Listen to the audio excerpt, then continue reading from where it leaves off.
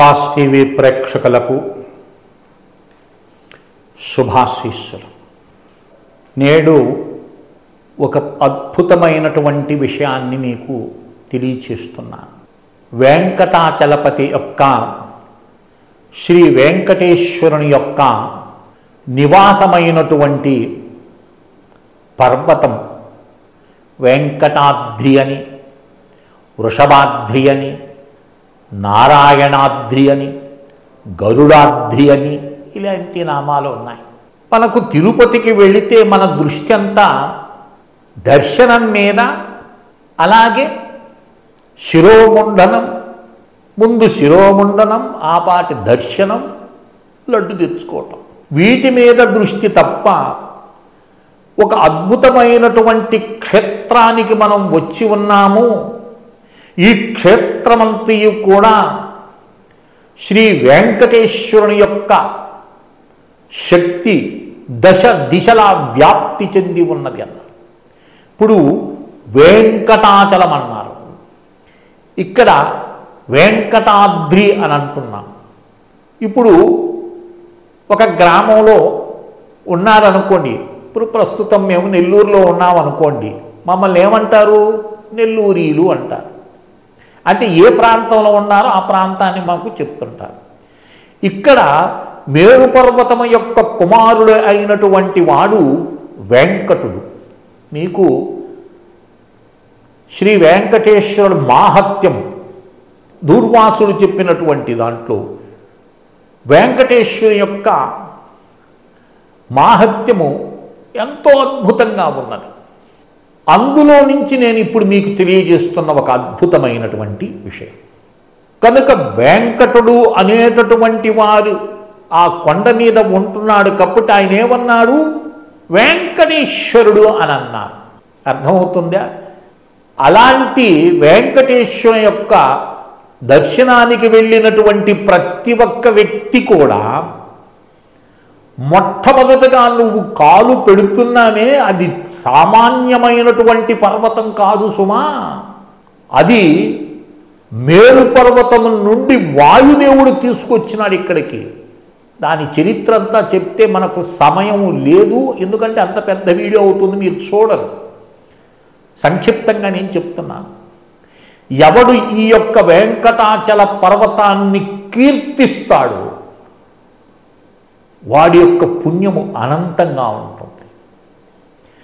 ఏదైతే ఆనంద నిలయంలో ఉండేటటువంటి వెంకటేశ్వరుడిని దర్శించి నమస్కరించి నీ కోరికలన్నింటినీ కూడా విన్నవించుకుంటావో, ఆ దర్శనంతో ఎలాంటి పాపాలు నశిస్తాయో అలాంటిదే ఈ యొక్క పర్వతాలు ఉండేటటువంటి పర్వత స్థుతి. ఇది తప్పనిసరిగా చేసి తీరాలి. కోనేటిలో మునిగినావు, స్నానం చేసినావు పుష్కరిణిలో, ఆ పుష్కరిణి తట మీద కూర్చొని ఈ యొక్క పర్వతాన్ని ఒక్కసారి మీరు మనస్ఫూర్తిగా స్తుతించినట్లయితే, ఏ ఉద్దేశ్యంతో మీరు తిరుమలను ఆశ్రయించినారో, తిరుమల కొండను చేరుకున్నారో, ఆ ఉద్దేశ్యం మీకు సఫలమవుతుంది. అర్థమవుతుందే? కనుక తప్పకుండా ఈ యొక్క స్థుతిని అందరూ కూడా నేర్చుకోండి, వ్రాసుకోండి. ఆనందంగా తిరుపతి కొండ ఎక్కేటప్పుడు చదువుకుంటూ ఉండండి, కీర్తిస్తూ ఉండండి. ఏదో కాలక్షేపంగా చెప్తున్నా చూసే, కారులో పోతున్నాము ఏవేవో పాటలు వింటూ పోతున్నాం కాదు.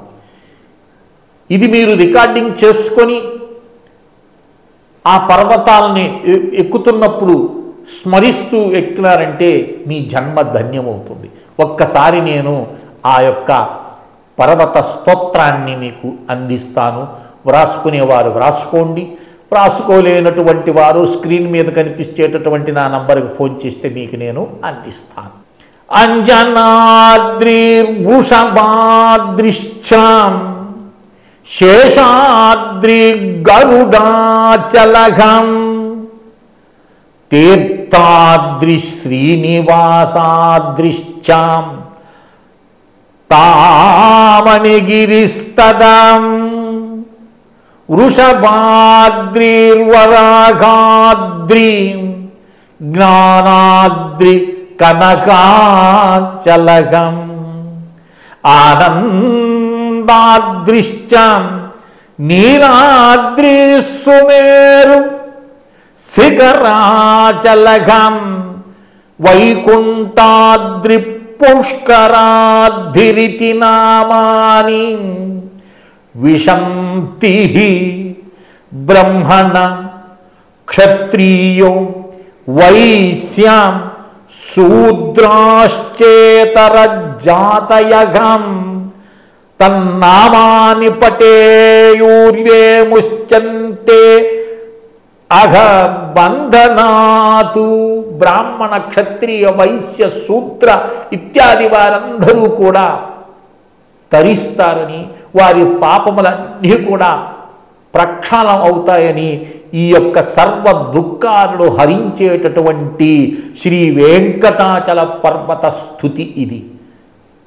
అందరూ కూడా దీన్ని గ్రహించి స్తుతించినట్లయితే, చూడండి, క్షేత్రానికి వెళ్ళామంటే క్షేత్రంలో నువ్వు చేసినటువంటి ఏ స్వల్పమైనటువంటి కర్మైనా అనంత ఫలితాన్ని ఇస్తుందని. అది పుణ్యమైనా అంతే, పాపమైనా అంతే. కేవలము విహారయాత్రగా భావించి తిరుమలేశుని దర్శనానికి వెళ్ళకూడదు. ఆ దర్శనం చేసుకునే దానికి ఎందుకైతే వెళుతావో ఆ ఉద్దేశ్యం సఫలం కావాలంటే మొట్టమొదటగా ఆయన ఉండేటటువంటి ఆ పర్వతాన్ని స్తుతించటం అనేది ప్రతి ఒక్కరి యొక్క హక్కు, అది కర్తవ్యం. అది ఈ స్తుతిని చేసుకొని అందరూ దుఃఖ నివృత్తులై వెంకటాచలుని యొక్క అనుగ్రహానికి పాత్రవుతారని ఆశిస్తూ శ్రీ విద్యోపాసకులు శ్రీ మండే లక్ష్మీ నరసింహారావు లోకా సమస్తా సుఖినో భవంతు. ఓం తత్సత్, ఓం తత్సత్, ఓం తత్సత్.